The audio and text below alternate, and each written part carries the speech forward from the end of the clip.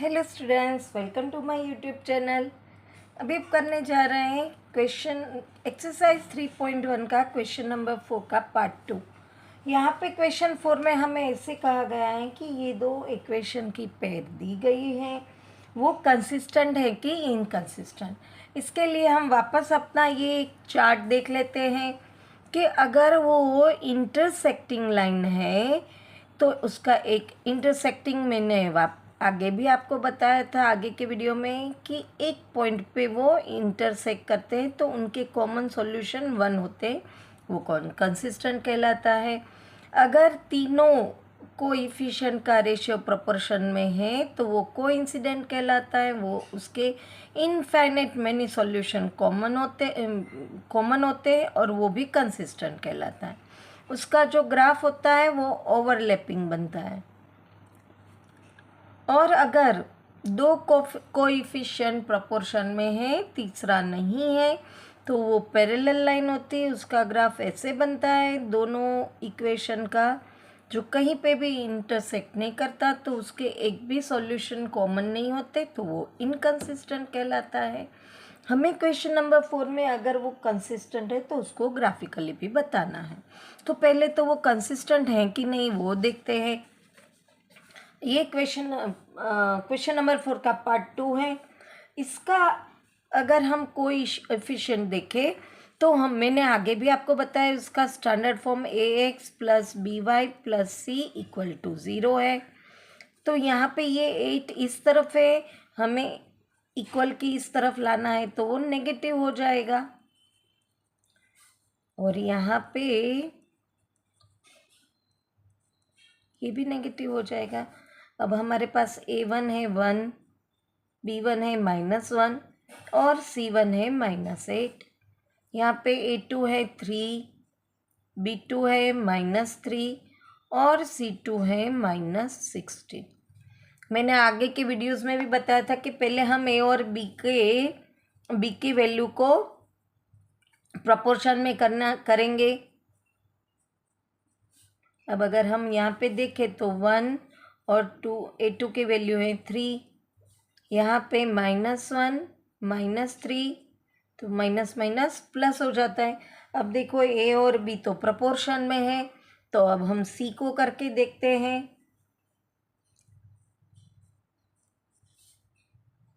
अब c है -8 और -16, माइनस माइनस प्लस, 8 1 ज़ा 8, 8 2 ज़ा 16। अब ये दोनों 1/3 हुआ तो प्रोपोर्शन में है, इक्वल है। पर ये 1/2 है तो नॉट इक्वल टू है। तो ए और बी प्रोपोर्शन में और सी नॉट इक्वल टू हो तो वो पैरेलल लाइन कहलाती हैं, तो वो इनकंसिस्टेंट है। अब इनकंसिस्टेंट का तो हमें ग्राफ ड्रॉ करना नहीं है, तो यहाँ पे सिर्फ हम लिख देते हैं। अब हम थर्ड पार्ट पे आते हैं। थर्ड पार्ट में फर्स्ट इक्वेशन हमें दिया है 2x + y - 6 = 0 और सेकेंड इक्वेशन दिया हुआ है 4x - 2y - 4 = 0। अब कोएफिशिएंट की वैल्यू लिखते हैं हम। यहाँ पे a2 4 आएगा, b2 -2 आएगा और c2 -4 आएगा। हम वापस पहले a और b का करके देखते हैं। a1 है 2 और a2 है 4, b1 है 1 और है -2। अब देखो तो ये लोएस्ट टर्म में हमें लाना है तो 1/2 हुआ, पर यहाँ पे ये नेगेटिव है तो यही नहीं मिल रहे हैं, तो ये नॉट इक्वल टू है। अगर नॉट इक्वल टू है तो वो इंटरसेक्टिंग लाइन बनेगी और उसका यूनिक सॉल्यूशन होगा और वो है कंसिस्टेंट, तो हम पहले लिखेंगे कंसिस्टेंट। अब वो कंसिस्टेंट है तो हमें उसको ग्राफिकली बताना है, तो उसकी ग्राफ बनाने के लिए हमें वैल्यूज़ निकालनी पड़ेगी x और y की, दोनों इक्वेशन की। पहले इक्वेशन 1 लेते हैं। इक्वेशन 1 है यहाँ पे, हाँ ये थर्ड पार्ट है हमारा, ये 2x plus y minus 6 equal to 0।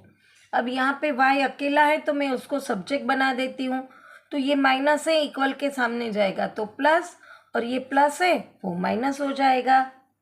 y equal to 6 minus 2x।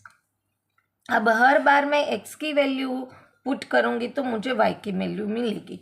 अब मैं x की वैल्यू कर रही हूँ 0, x इक्वल टू 0, तो इसमें हम y की वैल्यू ढूंढेंगे, x की वैल्यू पुट करेंगे, 2 0 0 होता है तो y हमें मिला 6।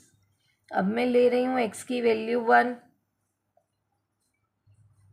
इसी में हम पुट करेंगे वैल्यू 6 माइनस 2 मल्टीप्लाई बाय 1, 2 1 ज़ा 2, 2 माइनस 6 माइनस 2 4, तो हमें y की वैल्यू मिली 4। अब हम लेंगे y की x की value 2, x equal to 2।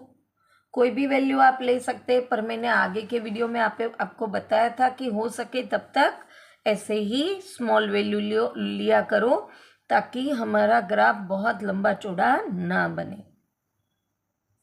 6 minus 2 into 2, 2 2 ज़ा 4, तो y की वैल्यू आई, यहाँ पे x2 लिया, y की वैल्यू भी आई हमारे पास 2। ये फर्स्ट इक्वेशन का हमने वैल्यू एक्स वाई की वैल्यू ग्राफ करने के लिए निकाली। अब सेकेंड इक्वेशन है हमारे पास 4x minus 2y minus 4 equal to 0। अब ये दोनों माइनस है, इक्वल के सामने जाएगा तो प्लस हो जाएगा। अब ये मल्टीप्लिकेशन में है तो डिवीज़न हो जाएगा। हमें कोई भी एक वेरिएबल को सब्जेक्ट बनाना होता है। अब उसकी भी दो वैल्यू निकालेंगे हम, दो वैल्यू से आप बना सकते हो, मैं 3 वैल्यूज निकाल रही हूँ। अब हमें यहाँ पे ये ध्यान रखना है, डिवीज़न में 4 है तो हमें y की वैल्यू ऐसी लेनी है कि ये ऊपर का जो रिजल्ट आए वो 4 से डिविजिबल हो। तो पहले ही मैं y की वैल्यू 0 लूँगी,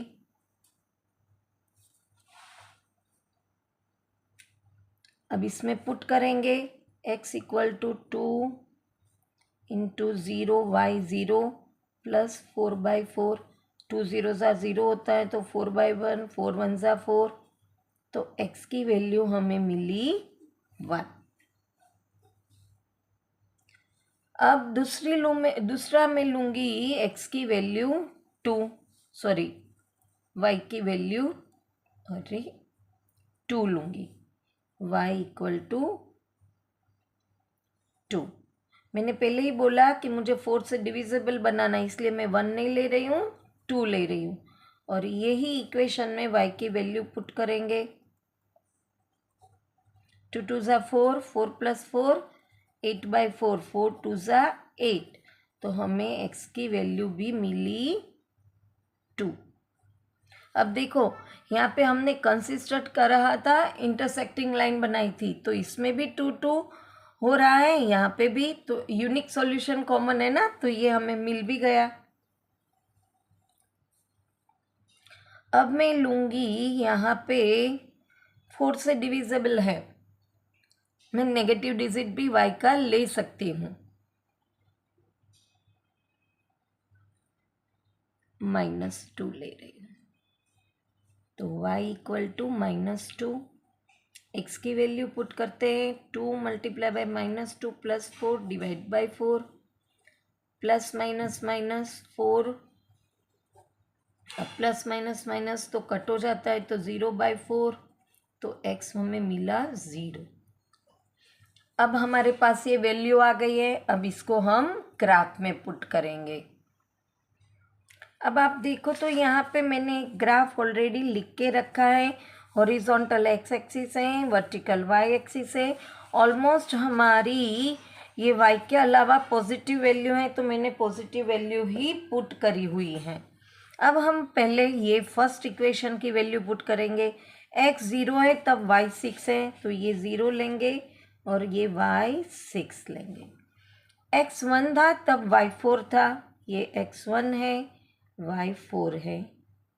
मैंने ऑलरेडी यहाँ पे पुट करके रखी है वैल्यू।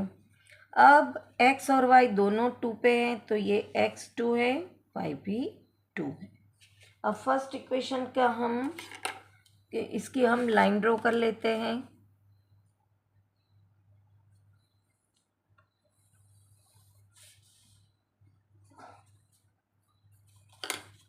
ये लाइन के ऊपर इसका इक्वेशन हम लिख देते हैं 2x + y - 6 = 0। अब सेकेंड की बात करते हैं। जब x1 था तब y 0 था तो यहाँ पे वैल्यू आएगी। फिर x और y दोनों 2 पे था तो यहाँ पे सेम आएगा। मैंने आगे भी बताया था इंटरसेक्टिंग लाइन है तो वन सॉल्यूशन कॉमन है। दूसरा एक 0 है तब y - 2 है तो यहाँ पे आएगा। इसकी भी हम लाइन ड्रॉ कर लेते हैं।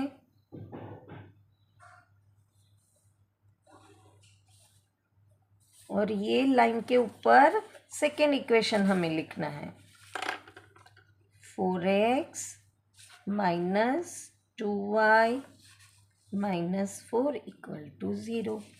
ये हमारा ग्राफ बन गया। Intersecting line one solution common दिखाया है ना, आसान। यहाँ पे क्वेश्चन नंबर 4 का पार्ट 2 और पार्ट 3 फिनिश होता है। वापस मिलेंगे नेक्स्ट क्वेश्चन के साथ। Till then bye bye student.